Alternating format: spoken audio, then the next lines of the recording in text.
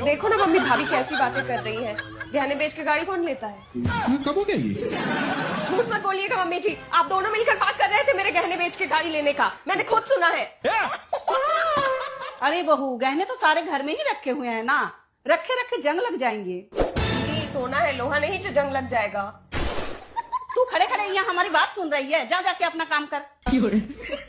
मेरा मतलब है घर में रखने से अच्छा बैंक में रखेंगे, बैंक में ज्यादा सेफ रहेगा। मैं 30 त्योहार में तो पहनूंगी ना मम्मी जी, सब कोई पहन के आएगी और मैं खाली गला सबका मुंह देखूंगी क्या? कैसे बेवकूफ लोग हैं। आज के डेट में सोना बेच के गाड़ी कौन लेता है? गाड़ी की वैल्यू तो समय के साथ गिर जाती है।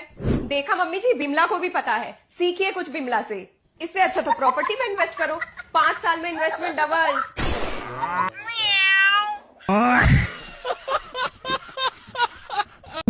दीदी अगर बहू आपकी हैसियत की होती तो मान मर्यादा में रहती। इसे क्या पता संस्कार क्या होते हैं।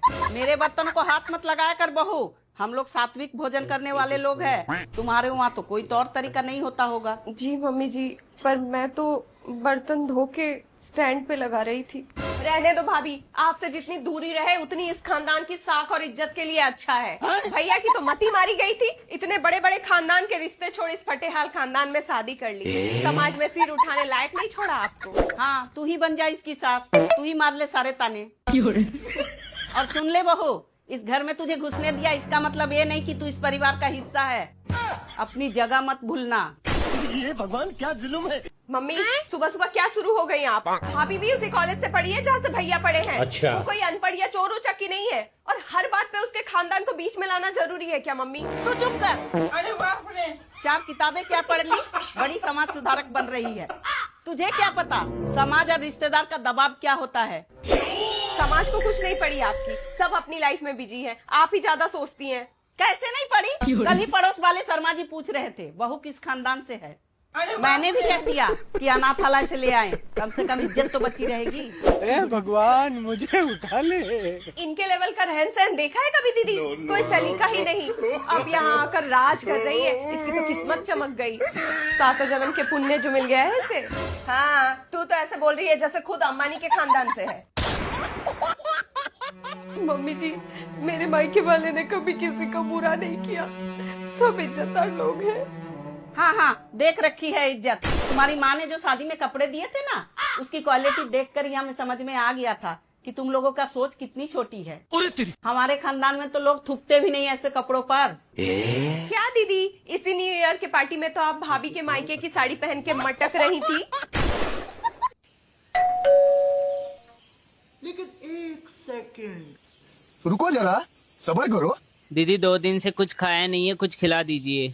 ठीक है, पैसे लेके आती हूँ। अरे दीदी पैसे नहीं चाहिए, बहुत जोर से भूख लगी है। खाना खाना है? ठीक है, अंदर आ जाओ। लीजिए भैया, खाइए, और कुछ चाहिए तो बता देना। ठीक है ठीक है। बहुत बहुत धन्यवाद बहन जी आपका। धन्यवाद नहीं चाहिए भैया आपका। तो फिर मम्मी, मैं वकील बन गई, आज से मुझे एडवोकेट मैडम बोलना शुरू कर दो। ठीक है एडवोकेट मैडम, पहले ये बर्तन धुल दो। मम्मी, माय लॉर्ड अपनी एडवोकेट बेटी से काम करवाओगे तो आपके खिलाफ मैं हाई कोर्ट जाऊंगी। अच्छा, मम्मी से होशियारी। मेरी माता श्री, मुझे जो बेलन से मारने जा रहे हो, अगर मुझे थोड़ी भी चोट लगी ना तो आपको बीएनएस 115 के तहत 1 साल का जेल या जुर्माना हो सकता है। और अगर गंभीर चोट आई ना तो बीएनएस 117 के तहत 7 साल का जेल या जुर्माना हो जाएगा। हेलो। और अगर जानलेवा हमला करोगे तो बीएनएस 109 के तहत आपको आजीवन कारावास हो जाएगा। अब मारो। नहीं नहीं नहीं नहीं नहीं, मैं मारूंगी जा। मिसेज रामलाल, क्या मैं जान सकती हूँ आज सुबह मेरे मेज पे 500 रुपए क्यों नहीं पाया गया? बेटी, इस महीने का बजट खत्म हो गया है और मैं तेरी मम्मी हूँ। मम्मी बोल, मिसेज रामलाल मत बोल। ऑब्जेक्शन योर ऑनर, भावनाएं अपनी जगह है, लेकिन आपने पिछले महीने के 10 तारीख को अपने मौखिक रूप से यह स्वीकार किया था कि मेरी पॉकेट मनी हर महीने मुझे मिल जाएगी, लेकिन आप अपने बयान से मुकर रही हैं। हेलो। बेटी, सच में पैसे नहीं है। अरे मिसेज रामलाल, ये जो करकरिया 500-500 के नोट मुझसे जो छुपा रही हो ना, बेटी को पैसे ना देने के जुर्म में बीएनएस की धारा 144 लगा के आपको अंदर करवा दूंगी। जाओगे अंदर? नहीं बेटी, नहीं, मैंने अंदर नहीं जाना। तू सारे पैसे लिया दे, जा जा जा जा जा। ओए कोई सबूत गवाह प्रूफ है तेरे पास? सबूत मेरा ही है, दे मेरे कपड़े वापस। अरे जा जा, कोई सबूत गवाह लेके आ, फिर देख लूंगी। मम्मी देखना है, मेरे कपड़े चुरा के पहन के जा रही है। झूठी आरोप।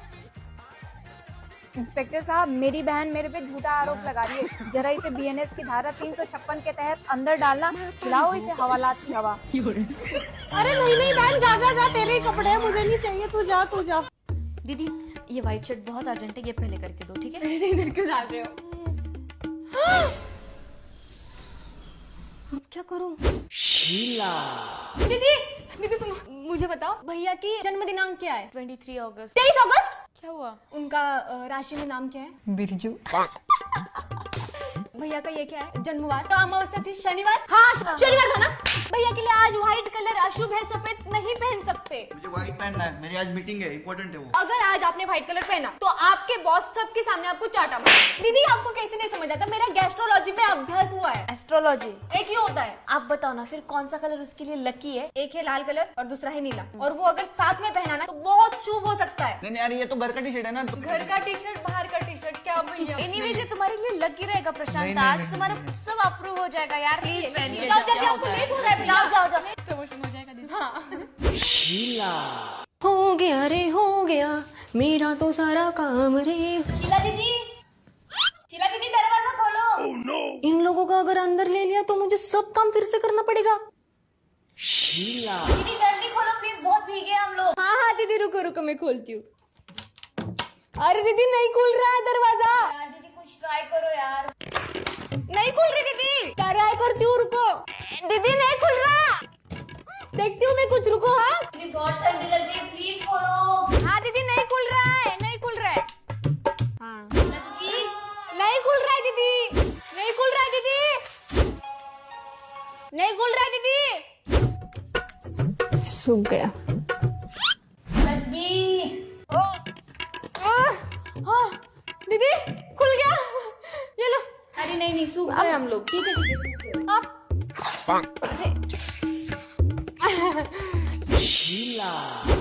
दीदी हम लोग जरा बाहर जा रहे हैं, तो आप अपना काम कर लीजिए और फिर चली जाना, ठीक है? चलेगा दीदी, चलेगा। प्रशांत जल्दी करो यार, निकलना है। हाँ क्या बुक कर रहा हूँ मैं। अच्छा सुनो, 2 दिन से टीवी का रिचार्ज खत्म हो गया, कर दो। हाँ कल कर दूंगा। टीवी का रिचार्ज नहीं मतलब नो फन। दीदी आप 2 दिन से टीवी नहीं देख रहे? नहीं ना दीदी आपकी वो फेवरेट सीरियल कौन सी? हाँ मर गई। क्या बात कर रही है शीला दीदी? समझे कसम दीदी, 2 दिन से बहुत हंगामा हुआ है सीरियल में। अरे बाप रे। प्रशांत सुनो ना, प्लीज इमीडिएटली रिचार्ज कर दो, मुझे देखना है। हाँ कर दूंगा ना कल। दीदी भैया तो आपको सीरियस भी नहीं लेते। नहीं कैसे लेगा ना वो सीरियस, उसने डिसाइड ही कर लिया मेरी कोई बात नहीं मानी। आपको पता है मैं 2 दिन से उसको बोल रही हूँ प्रशांत रिचार्ज कर दो, रिचार्ज कर दो, लेकिन नहीं मानेगा मेरी बात तो कैसे ना। उधर कांचन का क्या क्या हो रहा है, लेकिन अरे शांत हो जाओ यार, कर दिया रिचार्ज, क्या भी आ गई। चलो हो गया रिचार्ज? हाँ दीदी आप काम कर लो, मैं आके देखती हूँ, ठीक है? हाँ। चलो बाय बाय।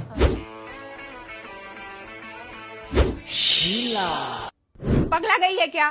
लड़के की सरकारी नौकरी है, क्या दिक्कत है तुझे?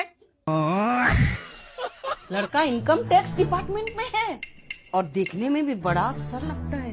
मम्मी प्लीज, मुझे नहीं करनी शादी।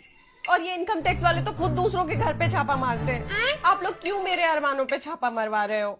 अरे पागल लड़की, लड़का सरकारी नौकरी पे है, 1 तारीख होते ही सैलरी आ जाती है, कोई टेंशन नहीं। हाँ कल को जब बच्चा होगा उनका एडमिशन, हॉस्पिटल सब सरकारी खर्चे पे। और सबसे बड़ी बात, समाज में इज्जत, पूरे मोहल्ले में डंका बजेगा कि गुड्डू का पति इनकम टैक्स ऑफिसर है।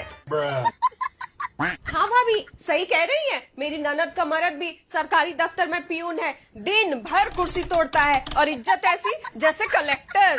तो बिमला दीदी आप ही कर लो ना उससे शादी। हाय राम, मैं कैसे कर लूं? फिर कचौड़ी के पापा का क्या होगा? कौन है ये लोग, कहाँ से आते हैं? अरे इसको छोड़, तू एक बार लड़के का फोटो देख ले। मम्मी ये तो एजेड दिख रहा है, इसके तो बाल भी कम है, इससे करूंगी मैं शादी। एजेड है तो क्या, अब क्या तेरे लिए छोटा सा नन्हा सा मुन्ना ढूंढ के लाए? बाल कम है तो क्या, सरकारी नौकरी भी खरीद लेगा, तू बस हाँ बोल। कुछ भी। देखने में तो बेवड़ा लग रहा है, पक्का दारू पीता होगा। दारू तो तेरे पापा भी पीते हैं, वो तो खेत बेचकर पी जाते थे, और ये तो सरकारी नौकरी करता है, क्यों नहीं पिएगा? एकदम पिएगा। पैसा कम पड़ेगा तो मैं दूंगी उसे पीने के लिए। सरकारी नौकरी करता है, मजाक थोड़ी ना है। नहीं नहीं, वो तो बहुत बोरिंग होगा, दिन भर फाइलों में घुसा रहता होगा। मुझे तो मम्मी एडवेंचर वाला लड़का चाहिए। हाँ तो फिर करा देते तेरी शादी टार्जन से, फिर करते रहना जंगल में। चुप कर तू, मजाक चल रहा है क्या? तुझे एडवेंचर चाहिए ना? सरकारी नौकरी से बड़ा एडवेंचर क्या है? हर 2 साल में ट्रांसफर, पूरा भारत घुमाएगा तुझे, वो भी सरकारी खर्चे पर। फ्री का गाड़ी, फ्री का घर, और क्या चाहिए तुझे? कुछ भी हो जाए, इससे नहीं करूंगी शादी। क्यों, तेरे बाहर कहीं लफड़ा चल रहा है क्या? चुप कर बिमला। बेटा क्यों जिद कर रही है तू? महारानी बनाकर रखेगा तुझे सरकारी बंगलों में, घर में रसोईया भी मिलेगी, तुझे बस बैठ के हुकुम चलाना है।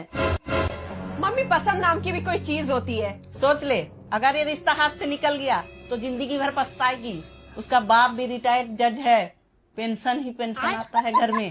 दीदी अगर गुड्डू मना कर रही है तो मेरी एक दूर की भतीजी है, बात चलाऊं उससे? कुछ भी।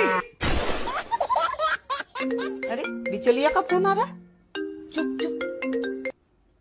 हेलो। 50 लाख कैश, एक स्कॉर्पियो और एक सोने की चेन लड़के की डिमांड है जी। खत्म। चले मम्मी, स्कॉर्पियो का कलर सेलेक्ट करने। अरे नहीं नहीं, ऐसे भी लड़का मुझे पसंद नहीं। सरकारी नौकरी करता है तो क्या हुआ, लड़का तो बूढ़ा है और मेन बात तो दारू पीता है। बेरोजगार से दे देंगे पर इस बेबड़े से नहीं देंगे शादी। हम किसी प्राइवेट नौकरी करने वाला लड़का ढूंढ लेंगे।